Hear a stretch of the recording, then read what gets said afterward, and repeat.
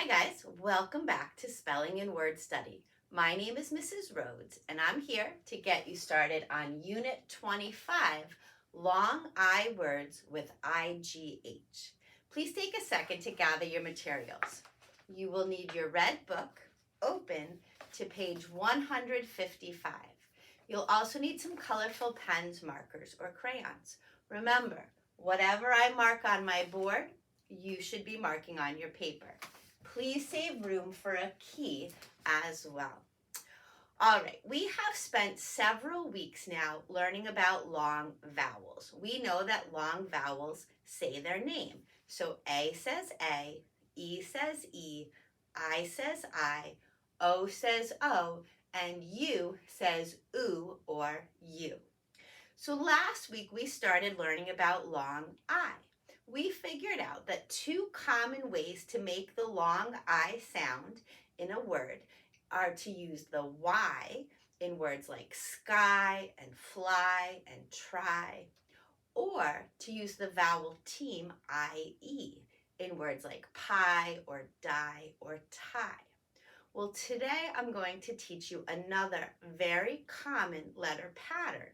When these three letters come together, they almost always make the long I sound. So let's start by reading our list. As we do, I want you to use your eyes to find the IGH chunk in each word and use your ears to listen for that I sound. Please repeat after me. Fight, high, light, might, night, right, sigh, sight, thigh, tight. Did you hear that long I sound in each word? Great. So the first thing I want you to do is choose a color, and we're going to go through our list and we're going to draw a box around the IGH. And as we do, I want you to notice where it's located. So we see IGH in the middle of the word fight. We see IGH at the end of the word high. It's in the middle of light, the middle of might, the middle of night, the middle of right, the end of sigh, the middle of sight, the end of thigh, and the middle of tight. So look at what we observed. That IGH chunk often shows up in the middle of a syllable, sometimes at the end of a syllable, but never ever at the beginning of a syllable. Okay, so if you're trying to start a word, you're trying to spell a word like ice, don't use IGH, okay? IGH only shows up at the middle or end. So in our key, red box equals IGH, and those three letters together make a long I sound, okay? Once you memorize that, the rest of the word is pretty easy to spell. If you look at fight, I-T, nothing tricky there. Same thing with high, I. Same thing with light, light, okay? Now, maybe you noticed that we do have a digraph on our list this week. Do you remember digraphs? Two letters that come together to make a whole new sound. So C and H come together to say ch. S and H come together to say sh. And T and H come together to say th or th. Remember, TH is that tricky digraph. Sometimes when we say it, we turn our voice on. Th. Sometimes when we say it, we turn our voice off. In this word, thigh, our voice is off. Go ahead and try it. Thigh. Notice there's no vibrating of our vocal cords when we make that sound. Okay, so green box equals TH digraph. Okay. The next thing I want to do is I want to go through the list and make sure we know what all of our words mean. And as we do, we're going to mark their part of speech.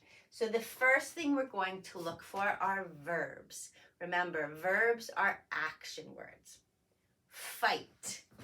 That's something we can do. We can fight with our brother. We can fight with our sister. So that's a verb. We can't hide. We can light, though. We can light a match. We can light a fire, right? We can't might and we can't night. We can't write, but we can sigh. When you sigh, you take a deep breath, right? We sigh for different reasons. Sometimes we sigh because we're annoyed, right? We walk into our room and once again our little brother messed up all of our Legos and we go, that is a sigh of annoyance. Sometimes we sigh because we're happy or content, right? If I've had a long day and I finally get to sit down on the couch with a nice bowl of ice cream, I might sigh with contentment, okay? So when we sigh, we just breathe out. We can't cite, we can't thigh, and we can't tight, okay? I do want to go back to might because that is also a verb. I said we can't do it. That's because it's an auxiliary verb, which is a fancy name for a helper verb. It always comes before another verb, right? Like I might go for a walk. I might eat. I might take a nap. It kind of means maybe, right? So that is a verb as well, just not the same kind of verb as the rest of these. So in my key, blue V equals verb. Okay, let's look for nouns next. Remember, nouns are people, places, or things. If we can touch it, if we can draw a picture of it, if we can hold it in our hand, it is definitely a noun. For instance, a thigh. That's a noun. We have two of them, right? That's what we call the front of our legs. From our hips down to our knees, that part of our legs are called the thighs, right? If you put a baby on your lap, they will sit on your thighs. So that is a noun. Fight can also be a noun, right? We can use it as a verb, like I'm going to fight someone, but we can also use it as a noun. Like we watched the fight on TV, right? Boxers have a fight, so that can be a thing. Light can also be used as a noun. You can light a match, but you can also turn on the light, right? So light just means, the opposite of darkness, right? So that's a thing. Night is a noun. That's the time of day when we go to bed and it gets dark outside. Right can be a noun if I'm talking about doing what's right, or the fight for what's right. Or even if I put something down on my right, I point to the right. That can be used as a noun. A sigh can be a noun because when you sigh, you let out a sigh. So that word can be used both ways. Sight is a noun, right? We have the sense of sight. Remember, we have 5 senses: the sense of hearing, the sense of taste, the sense of touch, the sense of smell, and the sense of sight, right? So you go to the eye doctor to check your sight. We talked about thigh.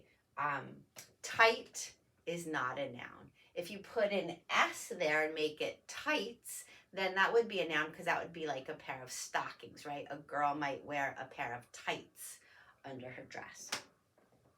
Okay, so over here, Anywhere I put a pink N, that stands for a noun. All right, we have another part of speech to look for. Do you remember what it's called? Adjectives, right? So, adjectives are describing words. They describe a noun. So, fight is not an adjective, but high is, right? If I'm describing a shelf, I could say put that on the high shelf, put it on the low shelf. So, high describes where something is. It's not near the bottom, it's near the top. Light, I know I already said it's a noun and a verb, but that can also be an adjective, right? If we're talking about describing how heavy something is, we might say here, you can carry this box, it is nice and light, or carry in these bags, they are light. So light can mean not heavy,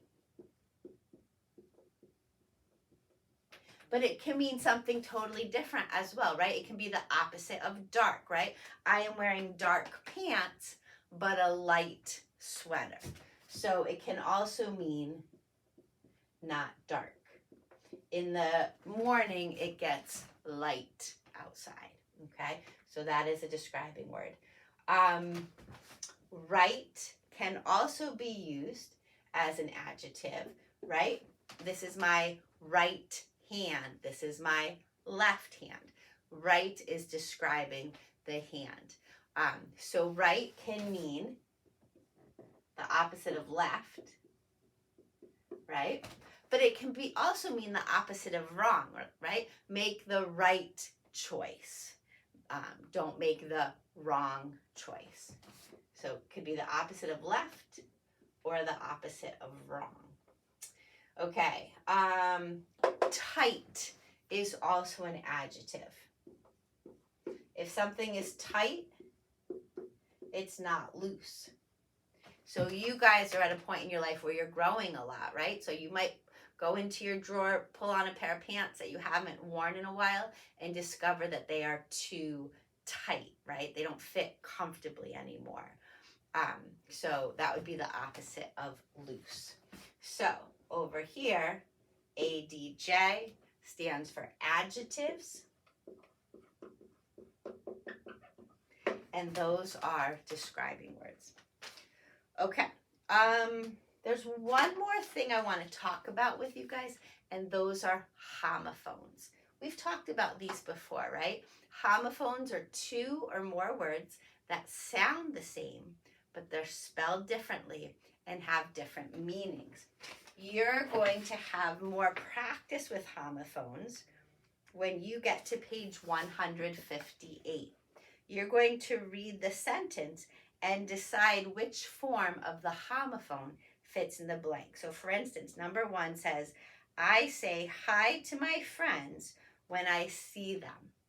Well, what kind of hi are we talking about?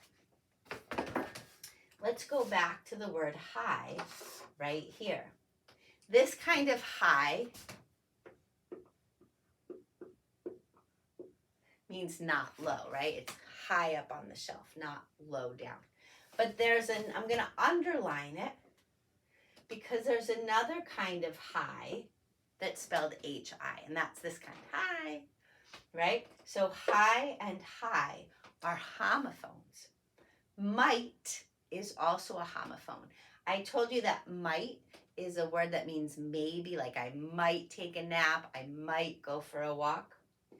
But there's another kind of might that's spelled like this, and that is a tiny bug. Like some people are allergic to dust mites, little tiny bugs that you can't even see. Night is another homophone. This kind of night means darkness, right? The opposite of day. But there's another night spelled with a silent K at the beginning, and that's like a soldier knight. So in the olden days, kings would depend on knights on horseback wearing armor to defend their castle or their kingdom. So night and night are homophones. Ooh, here's another very common homophone. This one means the opposite of left, right? This is my right hand. It also means the opposite of wrong, like make the right choice. But there's another kind of right that is spelled like this, and that's what you do with a pen. You write your name. Okay, another homophone right here, sight. I told you this has to do with what we see, right? But there's another kind of sight that's spelled like this. It could be a website, right? This kind of site is a place, okay? A website, or maybe you go on a tour of a historical village and you see the site, you see the place where the pilgrims built their homes, or you see the site of the ancient Native American burial ground, okay? So this kind of site is a place. So anything that I just underlined in purple is a homophone.